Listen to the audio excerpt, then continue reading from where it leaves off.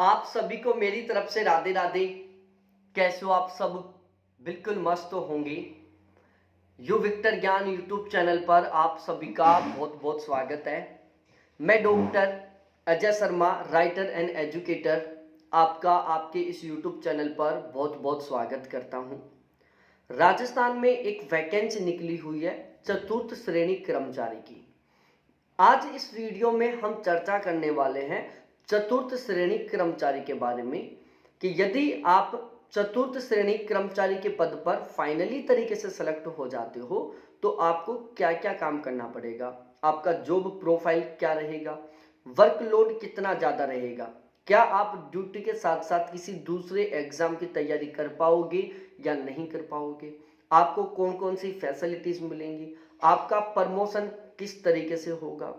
इसके अलावा इसके जितने भी नेगेटिव पॉइंट हैं और जितने भी पॉजिटिव पॉइंट हैं उन सभी के बारे में बिल्कुल डिटेल से और सिस्टमेटिक तरीके से इस वीडियो में हम चर्चा करने वाले हैं। इस वीडियो के माध्यम से मैं आपको जो भी जानकारी दूंगा बिल्कुल 100% विश्वसनीय, 100% सटीक और 100% सही जानकारी दूंगा। तो आप इस वीडियो को बिल्कुल लास्ट तक जरूर देखें। इस पोस्ट को लेकर आपके दिमाग में जो भी कंफ्यूजन है, जो भी डाउट है, जितने भी क्वेश्चन है, हर एक क्वेश्चन का आपको इस वीडियो में जवाब मिलने वाला है। तो अब हम अपने इस वीडियो की शुरुआत करते हैं। यदि आपको ये वीडियो बहुत अच्छा लगे तो प्लीज वीडियो को लाइक करना, दोस्तों के साथ शेयर करना, चैनल को जरूर सब्सक्राइब करना।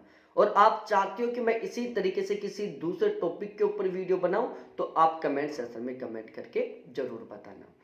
बहुत सारे लोगों को एक बहुत बड़ी गलत साइकोलॉजी है या दिमाग में एक बहुत गलत डाउट बैठा हुआ है कि जो चतुर्थ श्रेणी कर्मचारी है वो ऑफिस में साफ सफाई का काम करता है या झाड़ू पोछे का काम करता है। ध्यान रखना, यदि आप चतुर्थ श्रेणी कर्मचारी बनोगे तो आपको झाड़ू पोछा या साफ सफाई का काम नहीं करना पड़ेगा, बल्कि आपका जो काम है वो रहेगा एक सहयोगकर्ता का, एक हेल्पर का। अब मैं यहां पर कुछ विशेष प्रकार के एग्जाम्पल देकर आपको चतुर्थ श्रेणी कर्मचारी के जो काम है वो समझाने का प्रयास करता हूं। जब आप कभी भी सरकारी स्कूल में जाते हो तो सरकारी स्कूल में एक अंकल होते हैं जिनका काम क्या होता है, सुबह स्कूल के जो मेन गेट है उसका लॉक खोलना, फिर स्कूल के जितने भी क्लासरूम है उन सभी का लॉक खोलना, प्रिंसिपल को पानी पकड़ाना, घंटी बजाना, जब छुट्टी होती है तो छुट्टी की घंटी बजाना, जब पीरियड चेंज होता है तो पीरियड की घंटी बजाना, साथ ही साथ फाइलों को एक जगह से दूसरी जगह पहुंचाना। ये जितने भी काम होते हैं वो कौन करता है? चतुर्थ श्रेणी कर्मचारी करता है। अब इसके अलावा आप बहुत सारी बार जब हॉस्पिटल में जाते हो तो हॉस्पिटल में भी एक अंकल होते हैं जो डॉक्टर के पास में रहते हैं और डॉक्टरों को फाइल पकड़ाने का काम करते हैं। डॉक्टरों को पानी की बोतल पकड़ा दिए, टाइम के अनुसार डॉक्टरों को चाय पकड़ा दिए, डॉक्टरों ने कहा कि इस फाइल को उस रूम में पहुंचा के आओ तो उस फाइल को उस रूम में पहुंचा दिया, जो पेशेंट है उनको सही ढंग से एक लाइन में मैनेज कर दिया। ये सारा काम कौन करता है? चतुर्थ श्रेणी कर्मचारी करता है। आप मूवियों में देखे होंगे कि जो कोर्ट होता है, कोर्ट में जो जज होता है, जज के साथ में एक व्यक्ति होता है जो जब कोर्ट शुरू होता है उससे पहले क्या करता है, वो जज के लिए एक पानी की बोतल ला के रखता है, जज की जो टेबल है उसको अच्छे तरीके से साफ करता है, जज की जितने भी फाइलें हैं उनको बिल्कुल व्यवस्थित तरीके से लाकर उस टेबल के ऊपर रखता है, टाइम के अनुसार जज के लिए चाय लेकर आता है। जब कोर्ट बंद होता है तो वो सारी की सारी जितने भी फाइलें हैं इनको व्यवस्थित तरीके से लेकर चला जाता है। तो ये काम कौन करता है? वो चतुर्थ श्रेणी कर्मचारी करता है। जब आप एसडीएम ऑफिस में या कलेक्टर ऑफिस में गए होंगे कभी तो वहां पर भी आपने एक व्यक्ति को देखा होगा जो कलेक्टर या एसडीएम के लिए पानी की बोतल लेके आता है, उनका जो डेस्क है उसको बिल्कुल क्लीन करता है, कलेक्टर एसडीएम की जितनी भी फाइलें हैं उनको बिल्कुल व्यवस्थित तरीके से रखता है। कलेक्टर कहता है कि इस फाइल को इस रूम से दूसरे रूम में पहुंचा के आओ, इस फाइल को उस रूम से उस ऑफिसर तक पहुंचा के आओ। तो उन फाइलों को जो ट्रांसफर करने का काम है, एसडीएम और कलेक्टर को जो पानी की बोतल ला के देने का काम कर रहा है, जो चाय पकड़ाने का काम कर रहा है, वो सारा का सारा कौन कर रहा है? चतुर्थ श्रेणी कर्मचारी कर रहा है।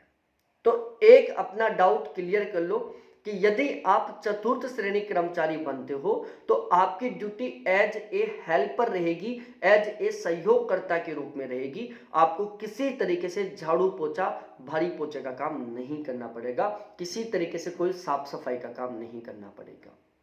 और यदि आपकी पोस्टिंग अच्छी जगह हो जाती है, सपोज दैट एसडीएम ऑफिस में हो गई, कलेक्ट्रेट में हो गई, कलेक्टर ऑफिस में हो गई, या फिर जज के साथ हो गई, तो वहां पर आपको बहुत अच्छी खासी रेपुटेशन मिलेगी। और यदि आपकी पोस्टिंग किसी स्कूल में हो गई या हॉस्पिटल में हो गई जो आपके घर के नियर बाई है, तो बच्चों से और गांव के लोगों से आपको बहुत अच्छा खासा रेस्पेक्ट मिलेगा। क्योंकि जो सरकारी स्कूलें होती हैं वो गांव में बहुत सारे प्रोग्रामों में भी काम आती है। जैसे गांव में शादी विवाह का कोई प्रोग्राम होता है या गांव में कोई मीटिंग होनी है, तो वो सारी की सारी कहां पर होती है? सरकारी स्कूलों में होती है, क्योंकि वहां पर अच्छा खासा स्पेस रहता है। अब स्कूल के मेन गेट की चाबी किसके पास है? चतुर्थ श्रेणी कर्मचारी के पास है। तो हम किसके पास जाएंगे? उनके पास जाएंगे, बड़े प्यार से उनसे रिक्वेस्ट करेंगे, वो चाबी देंगे और फिर हम प्रोग्राम करेंगे, वापस चाबी उनको देकर आएंगे। तो एक अच्छी खासी पोस्ट है, बहुत ही मैं कह सकता हूं कि एक अच्छे खासे रेस्पेक्ट वाली पोस्ट है। अब ये पोस्ट वर्कलोड की बात करें कि यहां पर काम कितना ज्यादा रहेगा। देखो यहां पर वर्कलोड बहुत ज्यादा नहीं रहने वाला। आप यहां पर साथ के साथ किसी दूसरे एग्जाम की भी तैयारी कर सकते हो। सपोज दैट आपकी पोस्टिंग किसी स्कूल में हो गई, तो आपको सुबह 7:30 बजे मेन गेट खोलना है। उसके बाद स्कूल के जितने भी रूम है उनके गेट खोलना है, वहां पर जितने भी पंखे वगैरह है उनको ऑन करना है, लाइटों को ऑन करना है। उसके बाद आपको ऑफिस की जो लाइट है उनको ऑन करना है, जितने भी स्टाफ उनके लिए पानी की बोतल भर के रखना है, जो भी फाइलें हैं उनको रखना है। उसके बाद आप फ्री, फिर आप अपनी पढ़ाई कर सकते हो। टाइम के अनुसार आपको केवल पीरियड चेंज करने वाली घंटी बजानी होगी।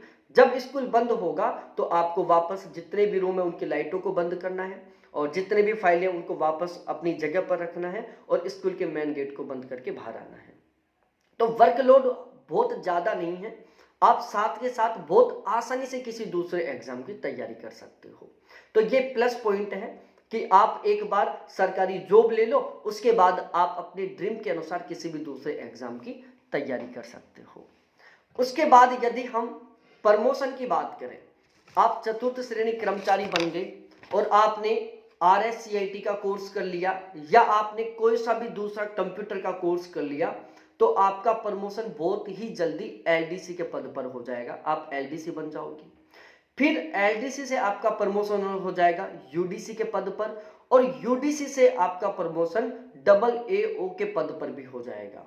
यदि आपका वर्क परफॉर्मेंस बहुत अच्छा रहता है, आपकी ड्यूटी के ऊपर किसी तरीके का कोई क्वेश्चन मार्क नहीं बनता, मतलब कोई कंप्लेंट नहीं है ड्यूटी टाइम के दौरान, तो आप बहुत आसानी से चतुर्थ श्रेणी कर्मचारी से AAO भी बन सकते हो। बाकी बहुत सारे कैंडिडेट हैं जो UDC की पोस्ट से रिटायरमेंट लेकर आते हैं। ठीक है, तो ये प्रमोशन आपको अच्छे से समझ में आ गया होगा।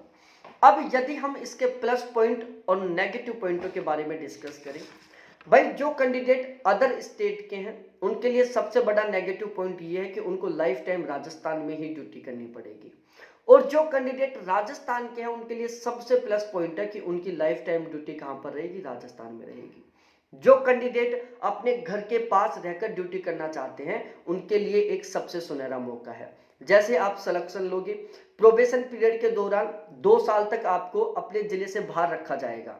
जैसे 2 साल का प्रोबेशन पीरियड कंप्लीट होगा, आपकी पोस्टिंग आपका जो गांव है उसमें जो स्कूल है उसमें हो सकती है, आपका जो पड़ोसी गांव है उसमें हो सकती है। मतलब आपकी जो पोस्टिंग है आपके जो नियर बाई जितने भी गांव हैं उनमें किसी में भी हो सकती है, और चाहो तो आपकी पोस्टिंग आपके खुद के गांव में भी हो सकती है। तो एक तरीके से मैं कह सकता हूं कि घर पर रहकर आप ड्यूटी करने का मजा ले सकते हो इस पोस्ट पर सेलेक्ट होकर। अब हम यहां पर डिस्कस करते हैं फैसिलिटीज के बारे में। आपको किसी तरीके से कोई गवर्नमेंट फैसिलिटी नहीं मिलेगी जो बाकी के एम्प्लॉय को मिलती है, जैसे मेडिकल फैसिलिटी, ये तो आपको भी मिलेगी क्योंकि आपका RGHS कटेगा। आपको पेंशन भी मिलेगी क्योंकि उसके लिए आपका GPF कटेगा, SI कटेगा। तो ये फैसिलिटी तो बिल्कुल कॉमन है।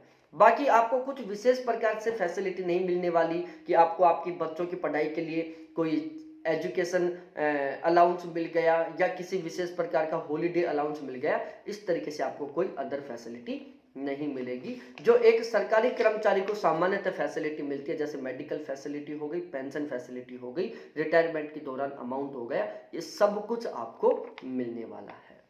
अब यदि मैं सैलरी की बात करूं, देखो 8वां पे कमीशन लग जाएगा 2026 में। 8वां पे कमीशन लगने के बाद आपकी पहले महीने की जो नेट सैलरी है वो रहने वाली है लगभग 45,000 रुपए के आसपास, और आपका जो रिटायरमेंट है वो होकर आएगा लगभग 1.5 लाख रुपए के आसपास। तो भाई बिल्कुल भी संकोच मत करो, बिल्कुल भी शंका मत करो, बहुत अच्छी खासी जॉब है। इस जॉब पर आप सेलेक्ट होकर आप अपनी जो ड्रीम जॉब है उसको भी बहुत आसानी से प्राप्त कर सकते हो, क्योंकि यहाँ पर आपको बिल्कुल प्रॉपर वे में टाइम मिलेगा किसी दूसरे एग्जाम की तैयारी करने के लिए। तो आपके जितने भी डाउट है, जितने भी कंफ्यूजन है, सभी क्लियर हो गए होंगे। अभी भी यदि कोई क्वेश्चन पेंडिंग है तो कमेंट सेक्शन में कमेंट करके बताना, मैं उसका 100% तरीके से आपको रिप्लाई दूंगा, फीडबैक दूंगा। वीडियो अच्छा लगा हो तो वीडियो को लाइक करो, चैनल को सब्सक्राइब करो, दोस्तों के साथ जरूर शेयर करो। आप चाहते हो कि मैं इसी तरीके से किसी दूसरे टॉपिक पर वीडियो बनाऊं तो आप कमेंट सेक्शन में कमेंट करके जरूर बताएं। बहुत बहुत धन्यवाद आपको देखने के लिए। थैंक्स बाय मेरे प्यारे साथियों।